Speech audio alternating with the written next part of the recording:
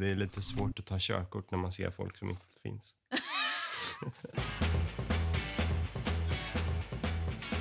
Hej, mitt namn är Anna. Och jag heter Oskar. Och det här är saker du aldrig vågat fråga någon med schizofreni. Vad är schizofreni? Det är en väldigt bred fråga tycker jag. Till att börja med är det ju en form av psykossjukdom. Man upplever världen lite annorlunda. Det är en förvrängd världsbild lite grann. Ja, det är som att man ser saker i syne, man hallucinerar. Man tror att saker som inte finns. Jag hade en psykos där jag trodde att jag var liksom upplyst av något slag. Och att jag hade så här krafter så jag kunde styra vinden. Så det är också en sån här typisk vanföreställning som är ganska surrealistisk. Liksom. Jag upplevde vid något tillfälle att hela världen förändras till Lego. Hur fick du veta att du hade det? Misstankar i yngre ålder, fanns det? Hur visade det sig? Alltså, jag hamnade ju på BUP 2017 då. Och jag fick veta det ganska snabbt, direkt. Att jag hade någon form av psykos och att det berodde på att jag hade tagit droger. Liksom. Jag började höra röster för att jag var deprimerad. Men sen så försvann depressionen men inte rösterna. Och det här började väl när jag var någonstans 13. Sen förstod läkarna att det var någonting fel på riktigt. Liksom så att jag hade schizofreni. När jag trots antidepressiva och terapi och allt sånt där fortfarande inte fick bukt på främst mina röster. Har du olika personligheter? Det här är typ den vanligaste missuppfattningen. Den har man hört många gånger. Alltså. Hundratusentals gånger. Nej, det har vi inte. Vi har en personlighet. Den sjukdomen som har fler personligheter heter dissociativ identitetsstörning eller något sånt där. DID. Ja, precis. Ser du saker som inte finns? Vad i sådana fall? Är det liksom människor eller andra saker? Hur ser de ut? Jag brukar förklara det som det finns i Harry Potter så här, dementorer. Eller typ så här demoner. Men just nu är det väl mer bara människor som inte finns, som bara försvinner. Hur ser människorna ut? Nej, det är bara helt vanliga människor. Alltså om de inte försvann så skulle jag tänka att det var helt vanliga människor. De bara finns där. Pratar du med dem? Nej. De är där i typ någon sekund liksom, sen försvinner de. Jag har sett djävulen också. Ja. Jag har också att jag ser med skuggor eller att saker ändrar form. Du vet när man grillar på sommaren och det blir varmt så ser man hur luften så här skakar. Aha. Det där kan jag få ibland att hela synen blir så här jätterubbad och man bara ser hur det skakar varmluft typ. Okej. Men annars är det väl med skuggor jag sett och The Ring-tjejen typ. Hör man massa röster i huvudet? Låter det på olika sätt eller är det som sin egna röst? Jag har ju aldrig hört röster som har uppmanat mig till någonting. Jag har bara hört liksom, folk viska mitt namn. Och då kan det vara lite vem som helst. Liksom. Jag hör ganska mycket röster. Och då är det som att det är inte min egna röst. För då hade det bara varit som tankar, tänker jag.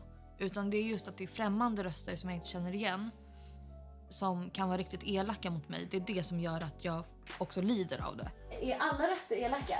För mig är de alltid elaka. Hade det bara varit så att jag hör min egna röst och den säger typ glöm inte plocka upp disken typ. Då hade det inte varit något problem i vardagen. Men just för att de säger så... Det var en extra reminder. Ja men precis, jättebra ju. Men nej, inte för mig. Men hur vet man om det är på riktigt eller inte? Det var, i början av psykosen så var det ju svårt att urskilja. Men sen så insåg man bara nej, det är ingenting där liksom. Vad är det läskigaste händelsen du har varit med om? Exempelvis saker du har sett. Det läskigaste för mig var väl när jag trodde att det var folk ute efter mig som skulle döda mig. Och varenda människa jag såg blev på något vis som en fiende mot mig. Så jag isolerade mig. Ja, jag kunde inte gå ut när det var mörkt ute på liksom 2 år. Efter att jag hade fått min psykos liksom. För jag såg saker hela tiden. Där känner jag verkligen igen mig. Men när det är mörkt så ser man också mycket mer, tycker jag. Ja, exakt. För då blir varenda liten grej blir som en hallucination, precis, typ. Precis. Det blir lite mer som en skräckfilm. Ja, verkligen. Är du ofta paranoid? Nej, alltså jag är inte särskilt ofta paranoid längre. Jag skulle säga att min medicinering gör att all paranoia typ försvinner. Sen biter den inte lika bra för andra bitar. Men en period så trodde jag verkligen att jag var förföljd. Och då kunde jag också så här känselhallucinera. Så här att någon blåste mig i nacken. Så det var väldigt obehagligt. En grej är ju att jag tänker att folk kan höra mina tankar. Och den är väldigt jobbig om man sitter på tunnelbanan. Jättejobbig. Ja. Får ni ta körkort? Jag skulle inte lita på mig på vägarna i alla fall. Så det är lite svårt att ta körkort när man ser folk som inte finns. Nej, men jag håller ju på övningskör nu faktiskt. Så man får ta körkort om man har ett läkarintyg som stryker att man liksom inte kommer utsätta någon annan eller sig själv för fara på vägen. Berättar du om sjukdomen på första dejten? Svar ja. Samma här. Alltså jag ser ingen mening med att hålla på och ljuga om det. Exakt. Det är bättre att man kommer straight forward liksom. Ja, och om det är någon som bemöter det med massa fördomar, då vet man ju sen att det där är ingen människa jag ens vill vara nära. Precis. Så då är den huvudvärken borta. Ja. Hur brukar man reagera då? Första dejten? Någon gång då jag berättade om att jag hörde röster, då sa jag inte att jag var schizofren. Och då blev han så rädd att han kände att han behövde gå hem och liksom så här... Nej, han blev helt skräckslagen. Det är mycket som många mycket tror fördomar. Att man är farlig eller kommer typ skada dem på något sätt. Ja. Och det är verkligen inte sant överhuvudtaget. Kan det utlösas av att ha rökt på? För mig det var ju anledningen. Anledningen till att jag fick min psykos egentligen var ju att jag rökte på liksom. Jag gick ju på ADD-medicin och jag rökte på och sen dog farfar och det blev som att lite allt möjligt bara samlades och sen blev jag sjuk. Om man har i generna typ att du har psykosproblematik eller att du har en väldigt stressig period, då kan det absolut bli så att man får psykos av att röka på. Kan man arbeta med ett vanligt jobb? Ja, eller för mig funkar det i alla fall. Jag jobbar ju på Sats nu. Så länge man lyssnar på sin kropp så funkar det bra. Jag håller med där. Vad tänker ni kring, är du schizo eller har det blivit ett normaliserat skällsord? Nej, alltså jag kan väl tycka att det är jobbigt om folk använder de begreppen hur som helst. Det känns som att schizofreni är den sjukdomen man kan skämta om utan att bli ifrågasatt typ. Har folk skämtat om det framför er? Ja. Alltså i början blev jag ju förbannad. För jag kände det här är inga människor som vet någonting om det jag går igenom ens. Men sen så kände jag väl så här: varför inte bara spela med i skämtet? Så någon är så här, har du röster som säger det här? För jag kan säga, ja, det har jag.